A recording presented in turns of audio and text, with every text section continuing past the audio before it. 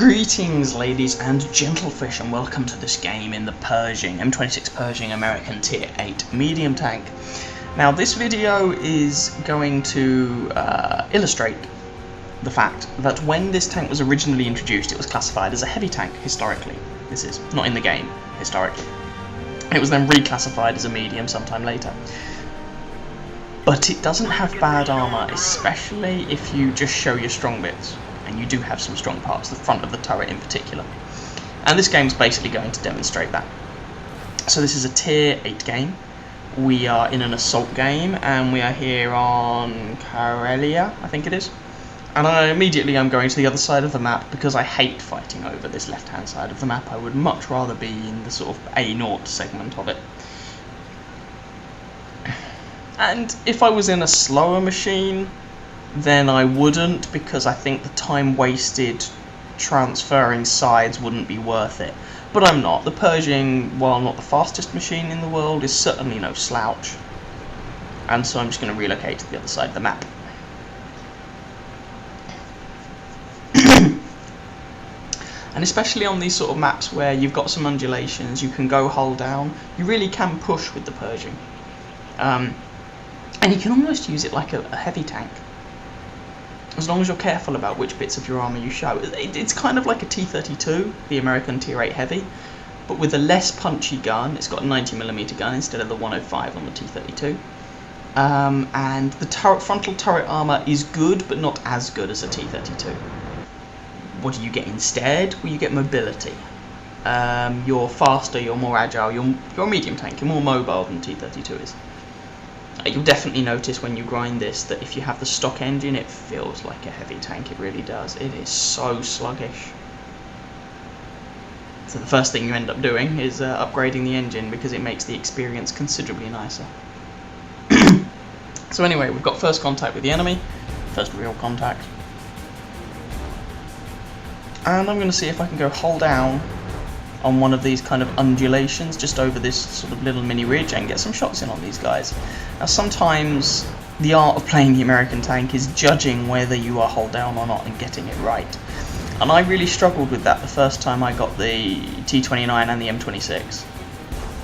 And I just got it wrong, and it meant that people were able to put shots into my hull, and so I came to the conclusion that the armour wasn't very good.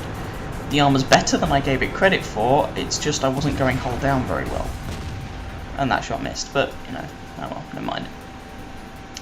The other thing that kind of plagues this tank is that the DPM isn't brilliant. It's okay, but not fantastic. It's about the same as the Centurion, but the Centurion gets a more accurate gun with better penetration. It's one shot into the Jagdpanther. Sorry, yeah, Jagdpanther. Oh, that was a bad shot. Switching to the T-29. There's one into him, set him on fire, but that was a premium fire extinguisher. The flames went out after a single tick had elapsed. He has either got lightning fast reflexes, or the far more likely option, that was a premium fire extinguisher. And one of the features, I don't know if it's coming in the next patch or the patch after, when you're on fire, it will be a lot more obvious. It won't just be a long list of things your crew says and then they get to the end and say, oh, by the way, we're on fire. It'll be a lot more immediate. There'll be an icon similar to that you get when you are drowning, which will be nice, because that's one of the things I tend to have problems with, not realising that I'm on fire for a little while and being a little bit slow on the fire extinguisher. Oh, there's a dude there. Oh, Jagdpanther. Hello, how are you again? Oh, come on. I think I hit his gun or something. He bounced me either way. The gun is okay. It's what, 180 penetration, 240 damage, 90mm gun. It's a very similar gun to the T-25/2. On each tank it feels just a little bit underwhelming. Well, thus I hear tell on the T-25/2. I haven't played it myself, but it's... yeah. The gun is okay. It gets the job done, but it's not great. So I'm just trying to keep myself hull down here and just get shots of opportunity in, basically. But I've gotten bored of that. So I'm going to go around and try and flank these guys. Boom. Kill the Jagdpanther.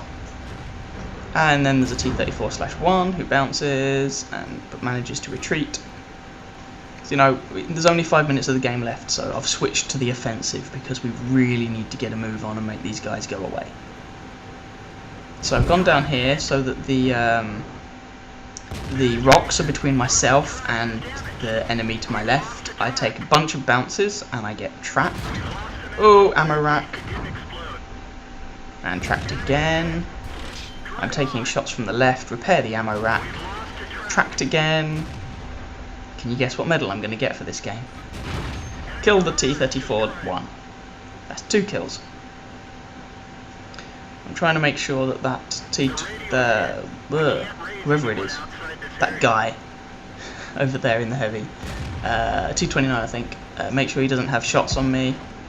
Indian Panzer, put a shot into him. Someone's whinging about 3 versus 1. Well, yeah, this is a PvP game. You don't win those by fighting fair fights. And I take out the KV-1S for 3 kills. And after that frantic exchange, there's only 2 of them left. This Indian Panzer and the T-29. Now I only have 464 health left, but you see the number of shots. I got a little bit lucky, but the number of shots I bounced or that were eaten by my tracks was very satisfying. Oh, that's a butthurt SU. Oh well, never mind. Shot into the T-29. IS-3 now is the Indian Panzer. Aim time on this gun's okay, but not fantastic. Low damage roll on the T-29, which is kind of irritating, but we wouldn't have killed him anyway. And someone else polishes him off. And that was it. We get steel wall out of that. I think we get 2nd highest experience on the team or something. Not a bad result overall. So I hope you guys enjoyed. Thank you for watching. If you did, please feel free to catch some of my other videos or subscribe to my channel. And I wish you happy hunting on the battlefield. Ciao, ciao.